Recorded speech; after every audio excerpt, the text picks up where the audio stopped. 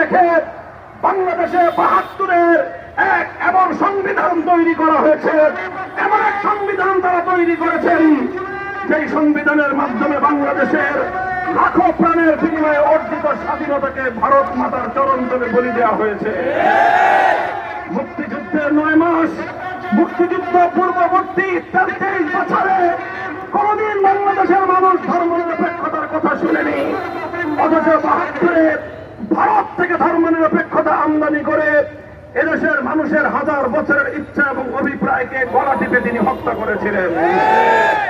আমাদের ৭১-এর মুক্তিযুদ্ধের চেতনাকে হাইজ্যাক করে ৭২-এর ভেজাল এক মুক্তিযুদ্ধ বাংলাদেশে ৭২-এর মুক্তিযুদ্ধের চেতনা দেশের মানুষের কাঁধের উপর চাপিয়ে দেওয়া হয়েছে।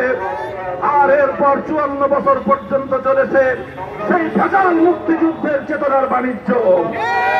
যারাই শেখ হাসিনার ২ নম্বরই এই মুক্তিযুদ্ধের ভেজাল এবং বিশ্বাসঘাতকতাপূর্ণ চেতনার বিরুদ্ধে দাঁড়িয়েছে, তাদেরকেই শেখ হাসিনা এবং তার লেসপেন্সারা রাজাকার এবং স্বাধীনতা বিরোধী আখ্যায়িত করবার চেষ্টা করেছে। সর্বশেষ যখন আমার বাংলার ৪ কোটি সোনালী সন্তান, এদেশের ছাত্র জনতা যখন একটি বৈষম্যহীন দেশ গড়বার জন্য তারা কোটা সংস্কার আন্দোলনে নামল, তারা যখন মেধার ভিত্তিতে একটি উন্নত দেশ, আত্মমর্যাদা সম্পন্ন একটি